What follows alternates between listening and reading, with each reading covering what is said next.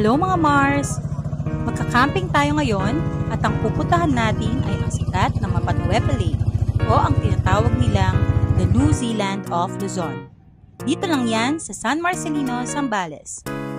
Sobrang ganda ng place, napapaligiran ng bundok, maraming pine trees at may malinis na lake.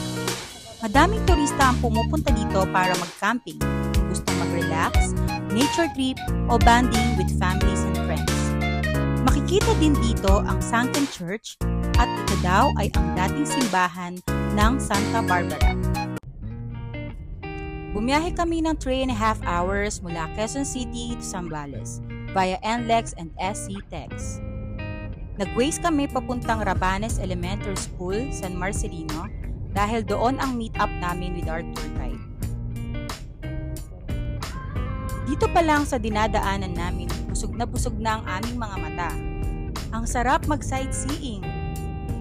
In fairness naman sa mga anak ko, in-enjoy nila talaga ang biyahe at ang paligid.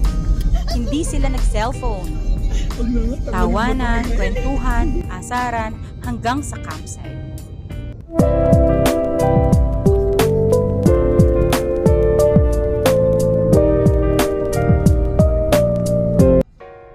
At heto na nga, mahaba-habang trail ito kaya kumuha kami ng tour guide para man hindi kami maligaw. 800 nga pala ang charge ng mga tour guide dito. Pero sa mga ibang nakita ko online, may mga nag-charge din ng mas mababa. 30 pesos naman for ecotourism fee, 600 per car sa mga nag-overnight, and 10 pesos per head ang entrance fee.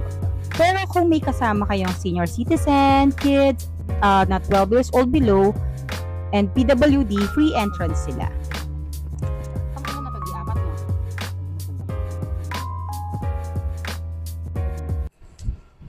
Malubak din pala ang daanan dito.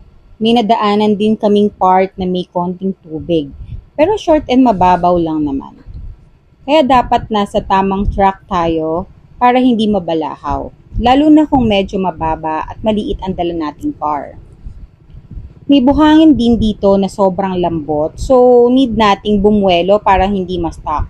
Anyway, i-heads up naman kayo ni Kuya Tour Guide pag malapit na sa part na yon.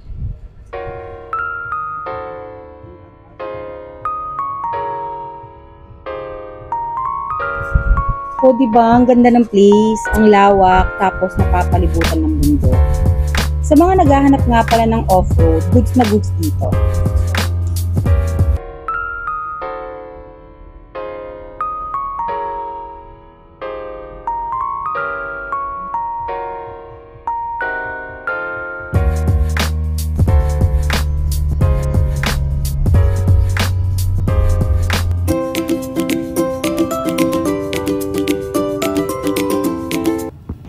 Last, nakarating na kami sa Mapanhuepe Lake. Mga 30 to 40 minutes ang binyahe namin papunta dito kasi nga mabagal lang ang pagpapatakbo namin dahil sa balabak na daan. Pero sobrang worth it naman talaga. Dito kami sa phase 2 pumwesto. Ito daw kasi ang may magandang view, sabi ng Kuya Tour Guide, and mas malapit sa lake. Naghanap kaagad kami ng pwesto at pinili namin dun sa may mga mapuno para malilim at presko at may mapagsasabitan ng duyan. O diba? Feel na feel niya. Mga pagkain ng insekto. Tsaka pwede rin sir gulay. Nakain ito. Iniisipan namin hanggang mamaya. Mga lettuce, pechay, ganun po. Buwan na pala yan? Tapos ng kamote. Nangangagat ba yun? Inuhuli lang namin. Ito sir, inahawakan namin.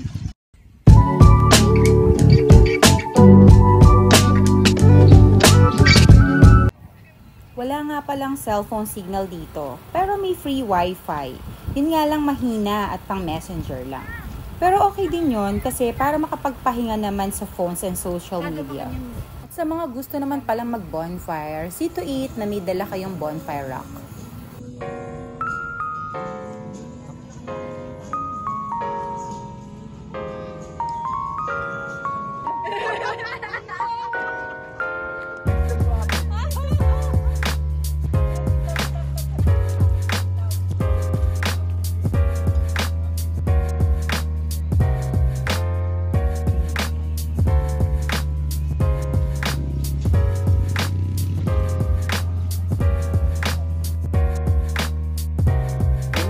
Yan.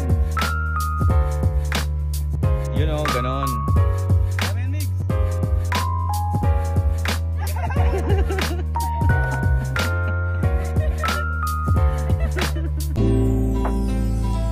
Hay, sobrang ganda talaga sa place na to. Very calm and relaxing.